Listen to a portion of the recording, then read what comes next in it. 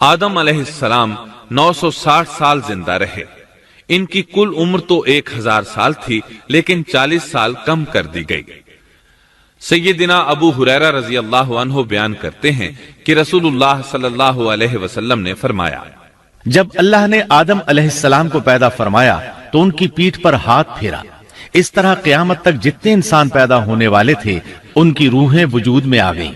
پھر ہر انسان کی آنکھوں کے درمیان ایک نور رکھ کر آدم علیہ السلام کے سامنے پیش کیا۔ انہوں نے پوچھا، یا اللہ یہ کون ہے؟ اللہ نے فرمایا، یہ تیری اولاد ہے۔ ان میں سے ایک کی پیشانی کی چمک آدم علیہ السلام کو بہت اچھی لگی۔ انہوں نے پوچھا، یا اللہ یہ کون ہے؟ جواب ملا، یہ تیری اولاد میں سے بہت دور جا کر ہیں، ان کا نام داؤد ہے۔ پوچھا، ان کی عمر کتنی ہے؟ فرمایا 60 سال۔ آدم علیہ السلام کہنے لگے، یا اللہ 40 سال میری عمر میں سے ان کی عمر میں شامل کر دے۔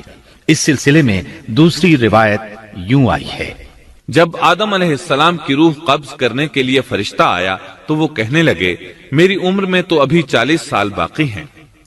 اس وقت ان کی عمر 960 سال تھی۔ انبیاء اپنی عمر سے واقف ہوتے ہیں۔ فرشتے نے کہا، کیا آپ کو یاد نہیں آپ نے اپنی عمر کے 40 سال اپنی اولاد داؤد کو ہبہ کر دیے تھے؟ رسول اللہ صلی اللہ علیہ وسلم نے فرمایا، چونکہ آدم علیہ السلام نے انکار کیا تو ان کی اولاد بھی انکار کی عادی ہے۔ آدم علیہ السلام خود بھول گئے، ان کی اولاد بھی بھولتی ہے۔ آدم علیہ السلام نے خطا کی، ان کی اولاد بھی خطا کرتی ہے۔ حابیل کے قتل کے بعد اللہ تعالیٰ نے آدم اور حوا علیہم السلام کو اس کا نعم البدل عطا کیا۔ اس کا نام انہوں نے شیس رکھا۔ شیس کا مطلب ہے اللہ کا دیا ہوا تحفہ۔ حابیل کے قتل پر آدم اور حوا علیہم السلام دونوں بہت غمگین ہوئے، اس لیے اللہ نے بدلے میں انہیں شیس علیہ السلام عطا فرمائے۔ سیدنا ابو ذر غفاری رضی اللہ عنہ سے مروی ایک صحیح حدیث میں ہے کہ رسول اللہ صلی اللہ علیہ وسلم نے فرمایا، اللہ تعالیٰ نے 104 صحیفے نازل فرمائے، ان میں سے 50 صحیفے شیس علیہ السلام پر نازل ہوئے۔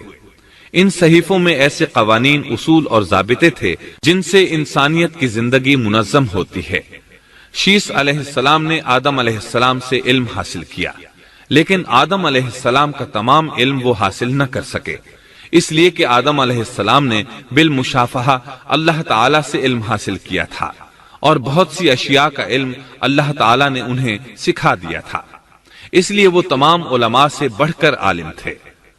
شیس علیہ السلام نے آدم علیہ السلام سے علوم سیکھ کر لوگوں کو سکھائے۔ لوگوں نے ان سے مختلف علوم، فنون اور پیشے سیکھے۔ انہیں شہروں میں رہنے سہنے کے بارے میں تعلیم دی، دن رات کے حسابات سے انہیں آگاہ کیا اور انہیں بتایا کہ کن اوقات میں وہ اللہ کی عبادت کریں اور عبادت کے طریقے انہیں سکھائے۔ احادیث میں اس کی وضاحت ملتی ہے۔ امام احمد رحمت اللہ علیہ بیان کرتے ہیں کہ ابو زمعہ سعدی کہتے ہیں کہ انہوں نے مدینے میں ایک شیخ کو لوگوں سے کلام کرتے دیکھا تو ان کے متعلق پوچھا، یہ کون شخص ہے؟ لوگوں نے بتایا کہ یہ ابی بن کعب رضی اللہ عنہ ہیں، بڑے صحابہ میں ان کا شمار ہوتا ہے، تمام مسلمانوں سے بڑھ کر قرآن اور اس کی تفسیر کے عالم ہیں۔ ابو زمعہ فرماتے ہیں کہ ابی بن کعب رضی اللہ عنہ اس وقت یہ واقعہ بیان کر رہے تھے کہ جب آدم علیہ السلام کی وفات کا وقت قریب آیا تو انہوں نے اپنے بیٹوں سے فرمایا، میرا جنت کے پھل کھانے کو جی چاہتا ہے۔ جنت کے پھل دنیاوی پھلوں جیسے ہی ہوتے ہیں، سیب، انار، انگور، یہ سب جنت میں موجود تھے۔ جنت کے اور دنیا کے پھلوں میں فرق یہ ہے کہ دنیاوی پھل بدبودار ہو جاتے ہیں، جبکہ جنتی پھل کبھی بدبودار نہیں ہوتے۔ اسی طرح دنیاوی پھلوں کا ذائقہ عارضی ہوتا ہے، جبکہ جنتی پھلوں کا ذائقہ ہمیشہ برقرار رہتا ہے۔ اس لیے آدم علیہ السلام نے چاہا کہ وہ جنت کے پھل کھائیں، چنانچہ ان کے بیٹے تلاش میں نکل گئے۔ انہوں نے اپنے ساتھ کلہاڑے، کدالیں اور ٹوکریاں لے لی۔ راستے میں انہیں فرشتے ملے، ان کے پاس آدم علیہ السلام کا کفن اور خوشبو وغیرہ تھی۔ انہوں نے پوچھا، آدم کے بیٹو کس چیز کی تلاش میں ہو، کہاں جا رہے ہو؟ انہوں نے جواب میں کہا، ہمارے والد مریض ہیں، انہیں جنت کے پھلوں کی خواہش ہے۔ فرشتے ان کے سامنے انسانی شکل میں آئے تھے. ان کی بات سن کر بولے واپس جاؤ، تمہارے والد فوت ہونے کے قریب ہیں. اب ان میں اتنی طاقت نہیں رہی کہ پھل کھا سکیں. جب فرشتے آدم علیہ السلام کی روح قبض کرنے کے لیے آئے تو حوا علیہ السلام نے انہیں پہچان لیا. وہ بلند آواز سے آدم علیہ السلام کو پکارنے لگی، ان کے ساتھ چمڑ گئیں. آدم علیہ السلام بولے مجھ سے الگ ہو جاؤ، پہلے بھی مجھے تمہاری وجہ سے مصیبت پہنچی تھی، میرے اور میرے رب کے فرشتوں کے درمیان سے ہٹ جاؤ.